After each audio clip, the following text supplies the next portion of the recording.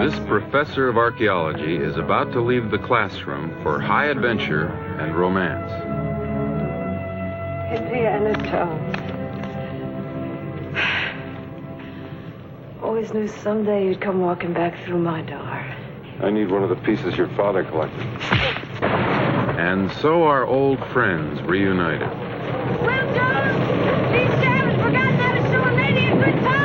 A larger-than-life hero and heroine. Together, they'll begin the exciting quest for an ancient treasure. The colorful tale takes place in 1936. The movie is called Raiders of the Lost Ark. The Lost Ark, believed to possess supernatural powers. Indiana Jones will find it. The Nazis will take it from him, but not for long. This thrill-packed movie has become one of the year's most popular entertainments. Much of its success is due to the affectionate tribute it pays to favorite films of the past. The Bullwhip. It was Zorro's trademark through countless silent and sound features and Saturday matinee serials like this one.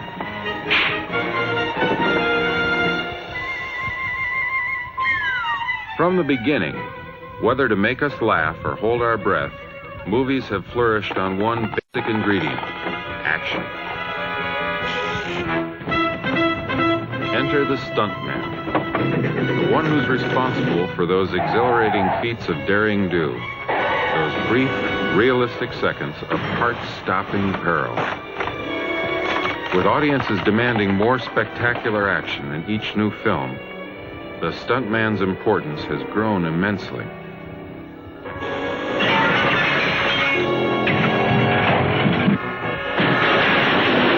Of course, there have been actors who enjoy doing their own stunts, like the swashbuckling Douglas Fairbanks and Steve McQueen.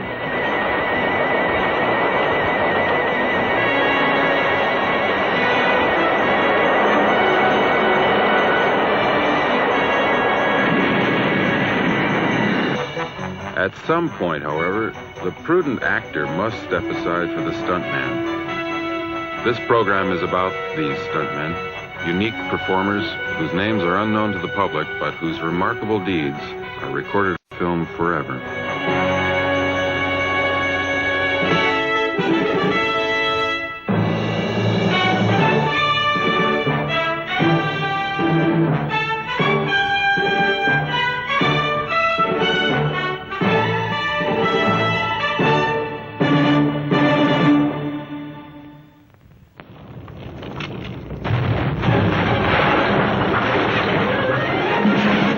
Indiana Jones, archaeologist, adventurer, is running for his life.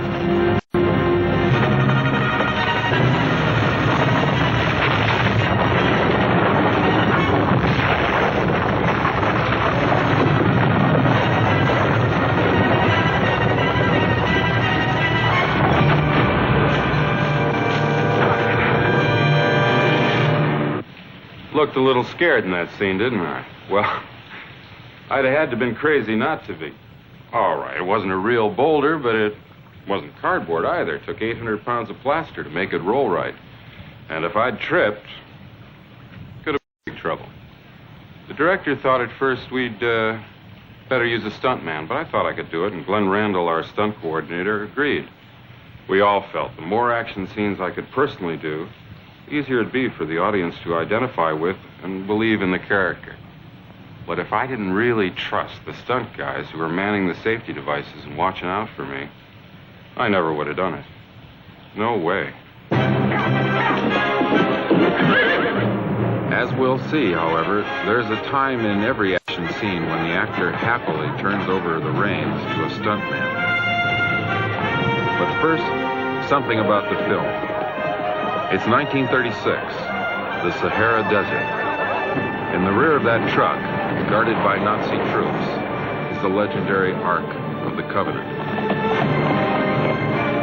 Hitler believes it has magical powers.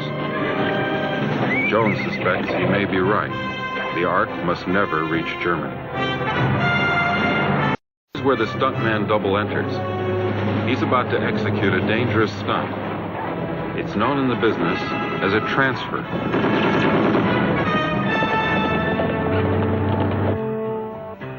Terry Leonard is one of the top stuntmen in the world.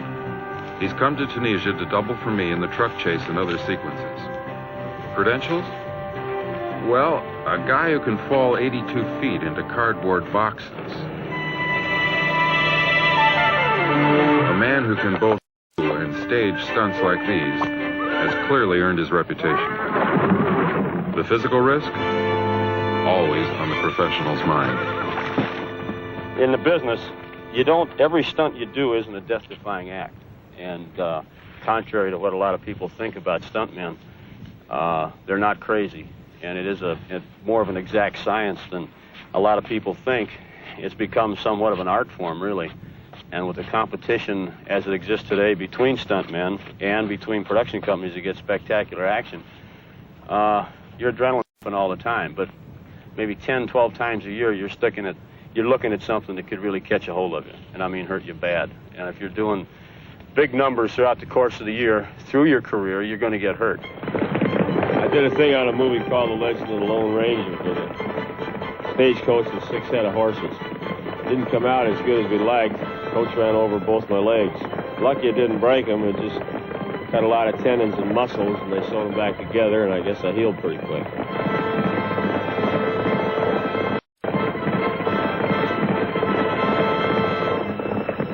It was a close call for Terry on a stunt that originated in 1939 in Stagecoach.